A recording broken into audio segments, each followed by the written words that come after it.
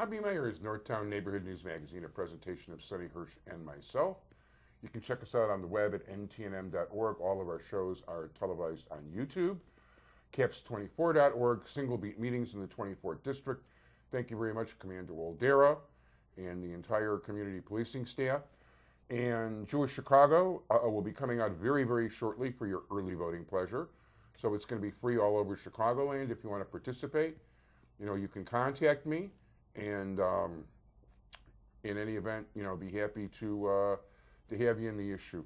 It is a pleasure to reintroduce you to somebody who won the primary, who's now running in the general election for state representative in the 26th Ward, showing there actually are Republicans in certain parts of the city where you might not expect. And we're pleased to present Coby Hakalir. Coby, how you doing? Thank you, Avi. Good to be back. I think this is third time here. Third time, definitely. So well, you get invited back because I like what you have to say. We'll hopefully get this one right. Yeah. Third time's a charm. Oh, you were good. You were good the first two times. I wouldn't worry about that. And you know what? Your whole family came out on Facebook, and wow, this is great. And friends. Yeah, well, you know, they say I don't call home enough, so it's, you know, their chance to get to see me every once in a while. Very good. So how's the campaign progressing? Good. You know, we just went through the summer months, and the summer months are always slow. You know, people are kind of interested in their own things and spending time with their family, and so now that we're back into school starting in the fall, things are starting to heat up, and people are getting interested again in what's going on politically, or at least the small percentage of Chicagoans that still do care about what happens politically. So we're hoping to reach out to them, and we're hoping we're going to have a nice spirited debate in the coming weeks. No, that'd be terrific. Has your opponent agreed to debate you? We've made several attempts to try to have him debate us, and he will not debate us. Well, it's probably because you'd whip his rear end. It's hard to stand behind policies whose outcomes we know have been disastrous for the state. So, that's putting it nicely. Yeah, well,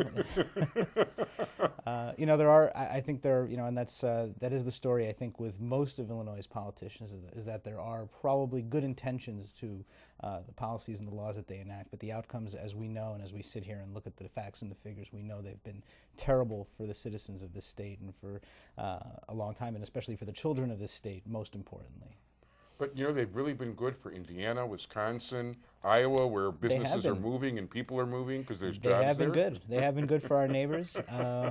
But, you know, I can't, it's very hard for me to get through an entire day without thinking about those kids from Jackie Robinson West that just did those incredible things. And you and I, before the show started, we're talking a little baseball. We're both baseball fans. And I think one of the things, one of the reasons we love baseball so much is you saw those kids play and you saw what they accomplished.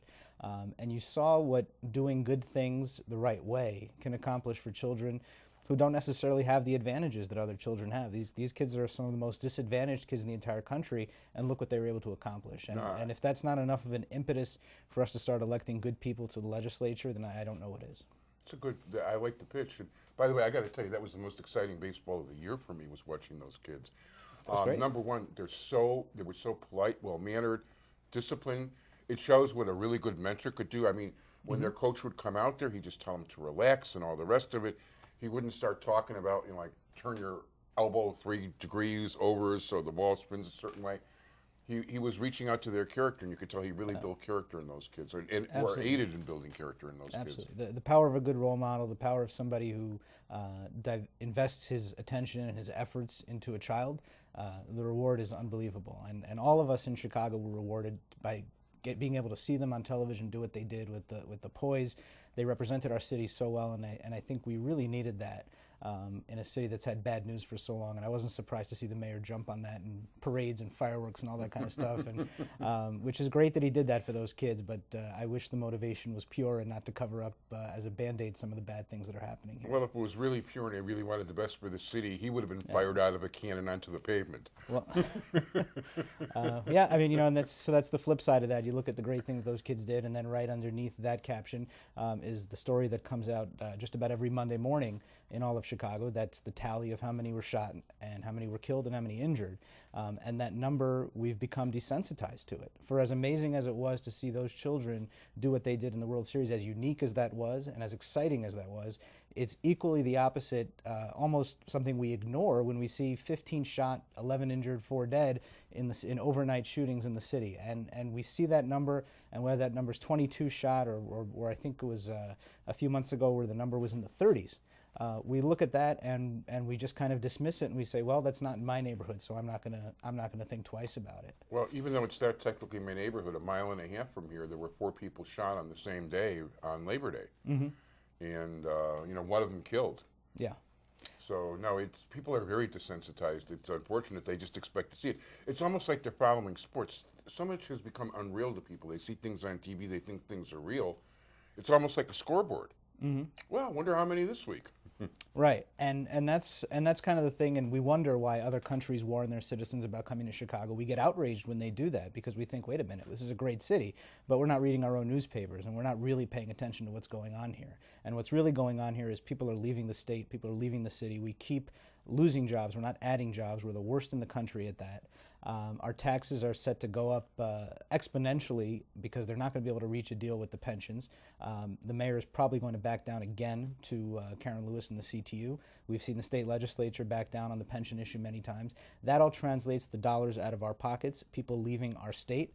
And it's not the people that create jobs that stay. It's the people that create jobs that leave the state because they can afford to do so. And those are the people going to Wisconsin and Indiana that you're talking about. Yeah, as a matter of fact, even from the south side and the west side, the middle class black families are upping and leaving the city because they don't want any part of this. No, if you can afford to, why not pay taxes somewhere else where at least you get a good education in return for your children, because private school is expensive and we're not doing anything to improve the public school education for our children here. No, absolutely zero, if not -0. And, they can point to whatever test scores. If you see a headline, scores get raised, you take a look, well, the ACT went from 18.2 to 18.3. Wow, big deal.